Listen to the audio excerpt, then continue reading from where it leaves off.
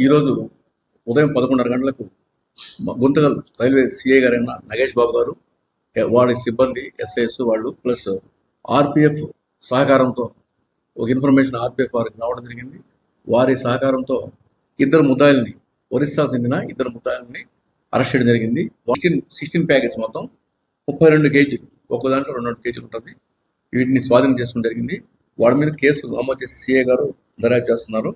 అయితే ఇంకొక ముద్దాయి గోవింద్ అనేవాడు ఒరిస్సా, వీళ్ళంతా కూడా ఒరిస్సా రాష్ట్రం నుంచి మన ప్రశాంతి ట్రైన్లో బ్యాగులు వేసుకుని వస్తారు.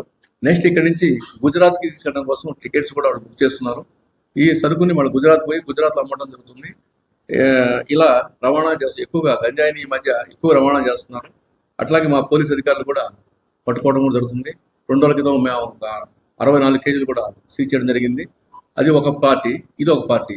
వీళ్ళు బాగా వ్యాపారం చేస్తా ప్రజలని, విద్యార్థుల్ని వాళ్ళ ఆరోగ్యాన్ని చెడగొట్టడం, వాళ్ళని సమాజానికి పని రాకుండా చేయడం జరుగుతుంది.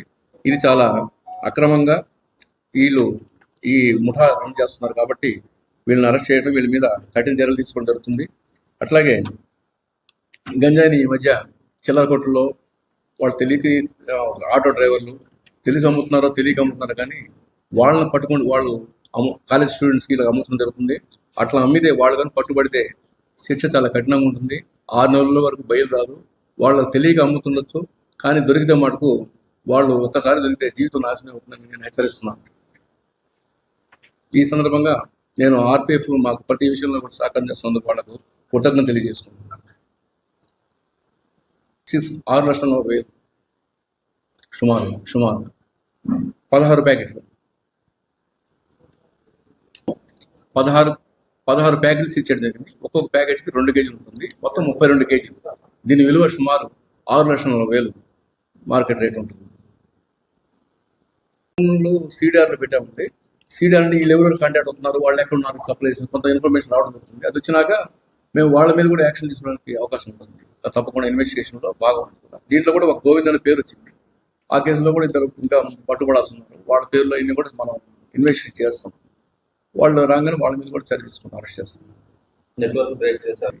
ఇప్పుడు వైజాగ్ అవతల నుంచి ఒరిస్సా రాష్ట్రం దాకా ఇదంతా గంజాయి అరకు అటు పక్కన కూడా ఉంది. అరకులో మన ఏపీ పోలీసు కొంచెం గట్టిగా చేయడం వల్ల ఒరిస్సా నుంచి వీళ్ళు రవాణా చేయడం జరుగుతుంది.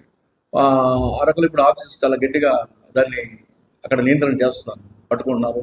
పోలీసు ఆఫీసర్ల మీద కూడా యాక్షన్ తీసుకున్నారు. కాబట్టి వాళ్ళు భయపడిపోయి అటు నుంచి తీసుకొచ్చేసి ట్రైన్లో ఇటు నుంచి గుజరాత్కి సప్లై చేస్తున్నారు.